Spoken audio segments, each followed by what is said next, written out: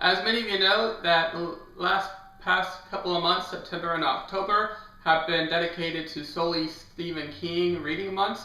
And I have started Stephen King a long time ago, and he's been a hit and miss author for me. I haven't read some of his major works, and so when I went to Dayton for the first time this summer to that $1 book swap where I just went this past week, I decided to look for Stephen King books, and they had a ton, and I also got a few from eBay a few times this past couple of months, and I just wanted to really divulge myself into the works of Stephen King, because a lot of people has had years of reading all of his books like my aunt has, but I just wanted to see if I could get into him more, if I liked him, what my thoughts were, and I decided to do a weekly vlog of what I have read, and I couldn't keep up with it because there were a few days that I bowled 2 nights out of the week, and I would come home from work and immediately have to change and go straight to bowling, and so I could not make a vlog,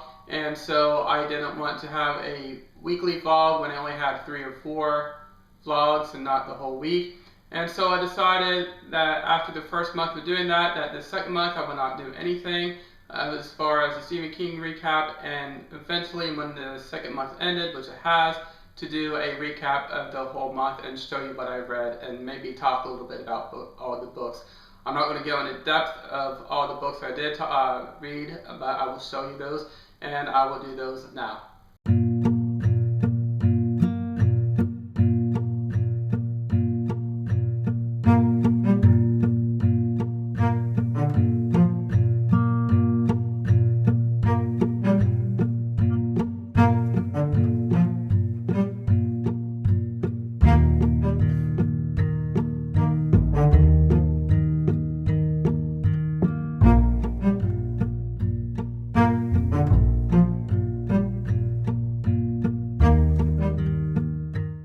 So these are in no particular order, and what I decided to do with most of these, actually with all of these, except for the short story collections and a couple of the books that I read this month, I went and got post-it note tabs, and I put placeholders in the book, marked each passages that I liked, maybe different scenes that were in the movie, scenes that were not in the movie, or scenes that they might have done differently from the book if I read a book to movie adaptation.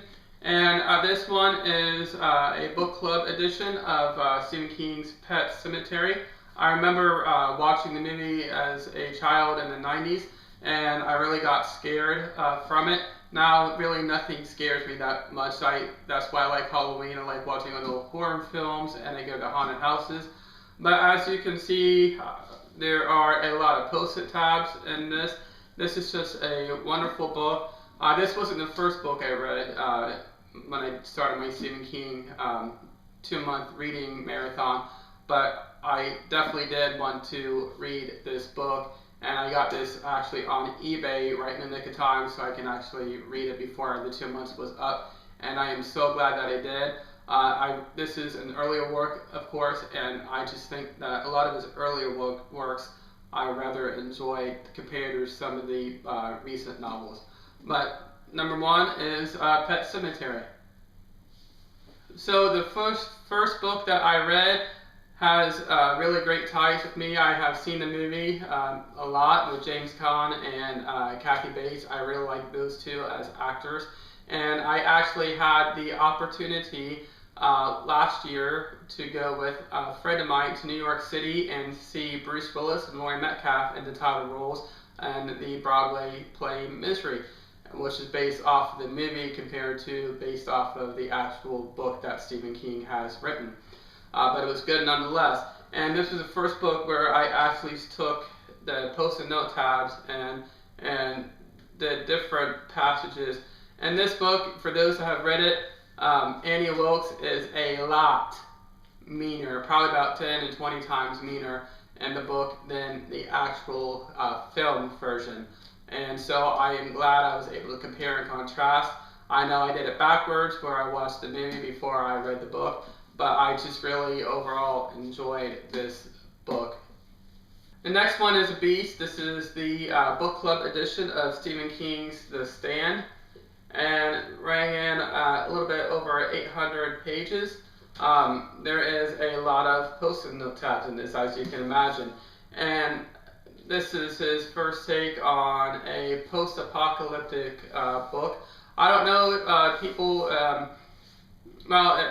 for the time, I think this was the first novel in its kind to maybe gear more authors into writing just dystopia novels. Like, we have a ton of those now within the science fiction community as well as the young adult community. There are a lot of dystopians out there, but this is just a really good novel, and it kind of makes you scary in a way that this could happen. We had potential viruses like the West Nile virus and others that were from mosquitoes and different animals that spread throughout the human body contact. And just an epidemic like that can make you nervous and scared when you're actually reading a book like this. So Stephen King did a good job holding your attention throughout the whole book. I really like a big book like this too, because you do have all the characters that are within the story, and you get to develop relationships between the characters and the story and how the run of the epidemic lasts. But again, I am so glad that I was able to read it on my 2-month Stephen King marathon.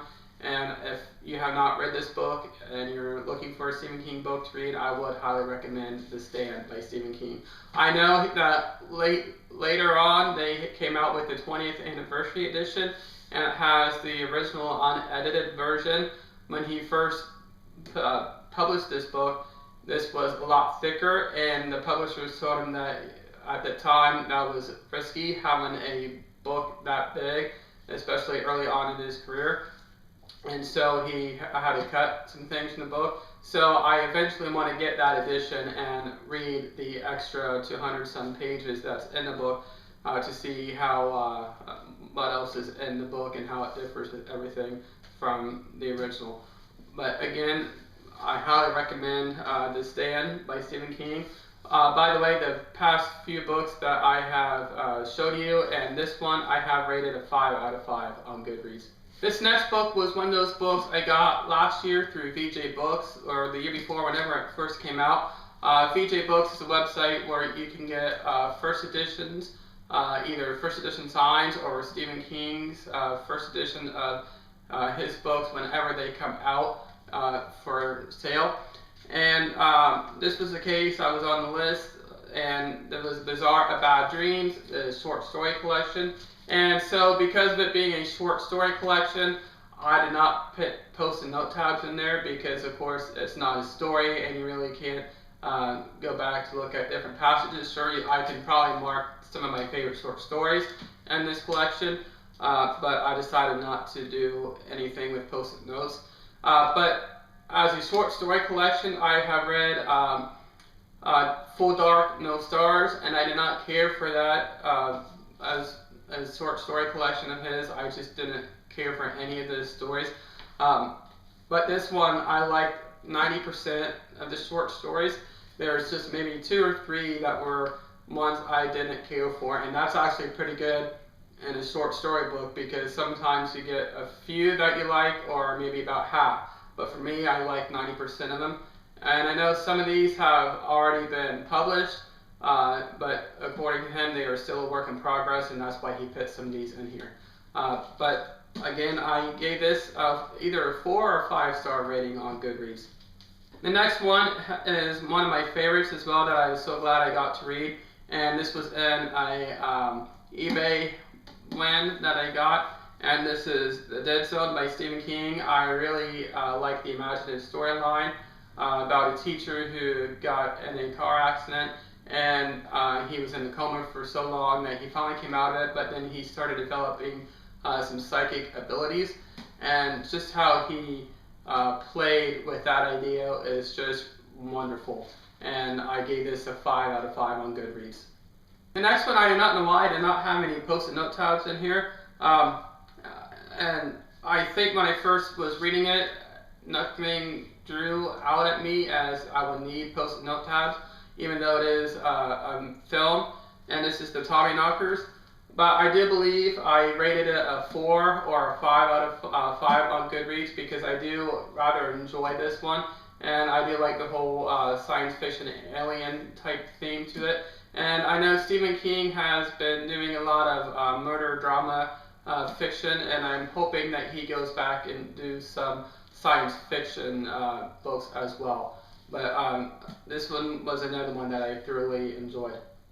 Even though this next one is a beast, and this is Stephen King's Insomnia, I read this within a matter of 2.5 to 3 days. I had, maybe it might have been 4, I had a week in there where I had a personal holiday, so I had 2 days off in a row, and I basically had 3 days off that week, but I took 2 days off in a row.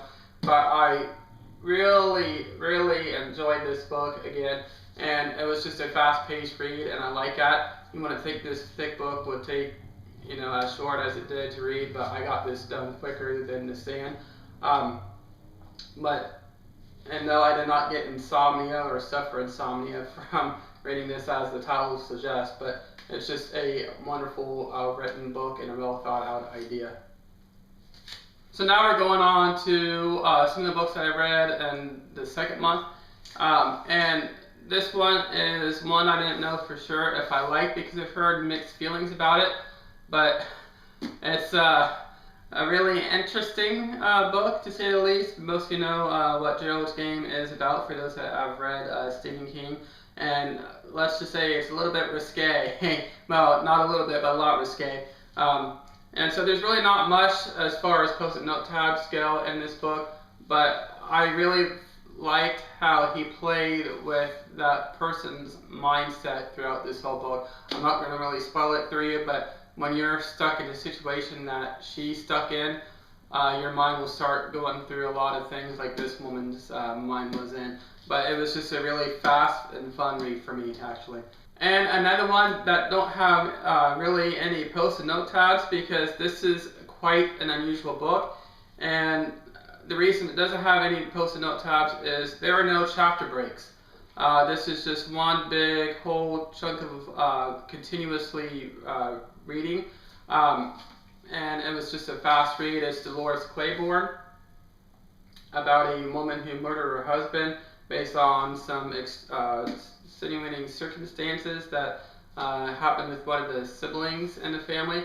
But it's just a really messed up situation and book like Stephen King writes, and it was another one of my favorite ones, and I did give this a 5 out of 5 on Goodreads. The next one is The Dark Half by Stephen King. There is no post-it note tabs in here. I do not know why.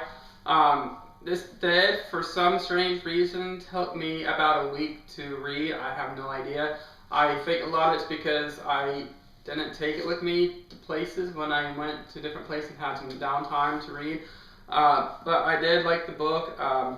It was just strange finding out that a character that an author has written, who he thought was dead, came back and started killing people, and it just got on from there. But I really like this writing idea of his that he had about that particular subject. But I do not know why, like I said, it took me about a week to finish this book, because it was really a rather enjoyable read, and I gave it either a 4-star rating or a 5-star rating. I'm not sure if I gave it a full 5 stars or not. But on to the last 2 books that I read for my Stephen King reading marathon. The next one is The Girl Who Loved Tom Gordon. And this one, I gave it a 2 out of 5 star. Only because it took a while for the story to build up for me. And like I have stated before, Stephen King, a hit and miss author for me, and this was a miss book.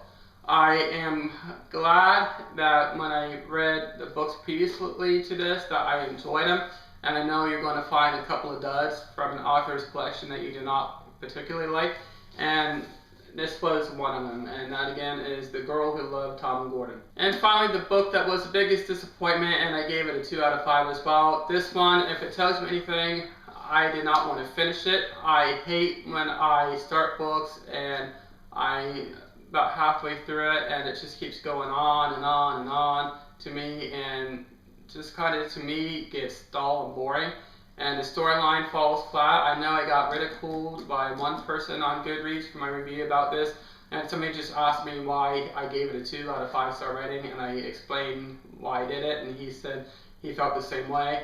And then somebody else on my Goodreads page seeing my review and seeing what was written, and just didn't care for the fact that he thought I said that Stephen King was dull.